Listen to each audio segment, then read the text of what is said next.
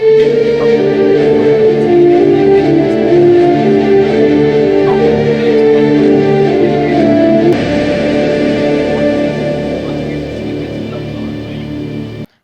मई 1999 सुबह 10:10 पर पाकिस्तान आर्मी ने कारगिल का रुख किया, जिसके बाद देखते ही देखते इंडिया और पाकिस्तान के दरमियान जंग शुरू हो गई। नाज़रीन, आज हम ये जानने की कोशिश करेंगे कि कारगिल है क्या और आखिर कारगिल की जंग हुई क्यों। कारगिल एक पहाड़ी इलाका है जो कि तकरीबन 2676 मीटर की बुलंदी पर वाक़या है। इस पर अप्रैल 1984 से इंडिया का कब्ज़ा है।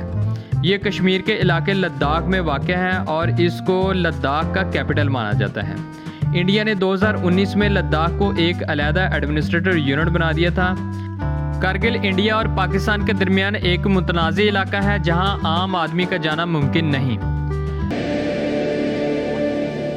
जंग की वजह जानने के लिए थोड़ा माजी में चलते हैं। ये बात है मई 1999 के इब्तदाई दिनों की, जब इंडिया की साइड इस पहाड़ी इलाके में वहाँ के मुकामी चरवाहों ने इंडियन हुक्काम को इतला दी कि उन्होंने वहाँ पाकिस्तानी फ़ौज को देखा है, जिसके बाद दोनों ममालिक की फ़ौजें एक दूसरे के सामने आ गई और जंग शुरू हो गई। इंडिया ने तकरीबन 2 लाख फ़ौजियों को कारगिल की तरफ रवाना कर दिया और कठिन रास्तों की वजह से तकरीबन 20,000 फ़ौजी वार जोन में डिप्लॉय कर दिए। इसके अलावा इंडियन एयरफोर्स ने भी इस जंग में हिस्सा लिया। दूसरी तरफ पाकिस्तानी फ़ौज भी इंडिया के मुकाबले के लिए तैयार थी और तमाम अहम पोजीशंस को अपने कंट्रोल में ले रखी थी। कारगिल पहाड़ियों पर इंडिया का कब्जा ख़त्म करने के लिए पाकिस्तानी ऑपरेशन का मकसद था कि इंडिया का लद्दाख और कश्मीर के बाकी इलाकों के दरमियान वाहिद लिंक को ख़त्म कर दिया जाए, और अगर पाकिस्तान इसमें कामयाब हो जाता है तो इंडिया को सियाचिन से विड्रॉ करना पड़ता, क्योंकि सियाचिन की तरफ जाने वाला रास्ता पाकिस्तान के निशाने पर होता और इंडिया की वहां सप्लाई पहुंचाना मुमकिन ना रहती। सियाचिन हिमालय की पहाड़ियों और लद्दाख में वाक़या है, जहां आम शहरियों का जाना बहुत मुश्किल है। नाज़रीन, 1999 में मई और जुलाई के दरमियान ये जंग तकरीबन 3 महीने चली। पाकिस्तान के लिए यह हदफ बहुत आसान था। इब्तदाई दिनों में ऊंची पहाड़ियों पर मौजूद होने की वजह से पाकिस्तान फ़ौज को एडवांटेज हासिल था और इसी वजह से इंडिया को भारी जानी नुकसान हुआ। पाकिस्तान ने इंडिया के कई लड़ाका तैयारे तबाह कर दिए, जिनके पायलट पाकिस्तान के कैदी बन गए, जबकि कई दूसरे तैयारे भी पाकिस्तानी फ़ौज के निशाना पर आ गए, जिसमें मौजूद तमाम इंडियन फ़ौजी हलाक हो गए। दूसरी तरफ इंडिया ने पाकिस्तानी फ़ौज की सप्लाई को डिस्कनेक्ट कर दिया, जिसकी वजह से पाकिस्तानी फ़ौजी पहाड़ों पर फंस कर रह गए। इस दौरान पाकिस्तान को भारी जानी नुकसान उठाना पड़ा। इस जंग की खास बात कैप्टन शेर खान की बहादुरी थी। कैप्टन शेर खान इतनी दलेरी से लड़े कि इंडियन फ़ौज ने भी उनकी शुजाअत का इतराफ़ किया। इंडियन फ़ौज के कमांडर MS बाजवा ने बताया कि जब ये जंग ख़त्म हुई तो मैं इस अफसर का कायल हो चुका था। मैं 1971 की जंग भी लड़ चुका हूँ। मैंने कभी भी पाकिस्तानी अफसर को ऐसे क़यादत करते नहीं देखा। कैप्टन शेर खान का ताल्लुक पाकिस्तान की नॉर्दर्न लाइट इन्फेंट्री से था, जिसको इस जंग के दौरान काफ़ी नुकसान उठाना पड़ा और सैकड़ों जवान शहीद हो गए।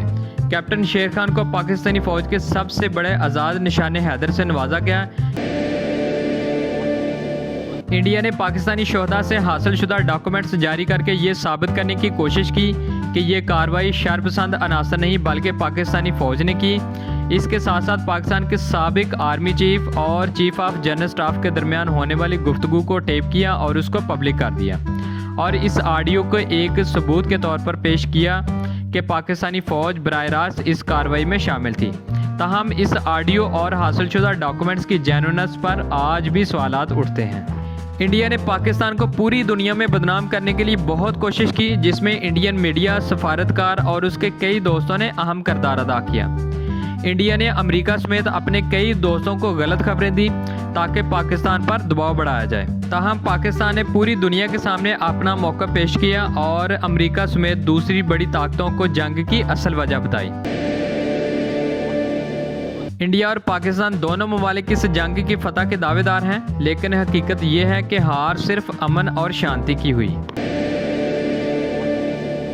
नाज़रीन, जंग के असरात को समझने के लिए हमें थोड़ा और पीछे जाना पड़ेगा, क्योंकि कारगिल जंग से चंद महीने पहले ही Indian prime minister Atal Bihari Vajpayee का दौरा पाकिस्तान हुआ था।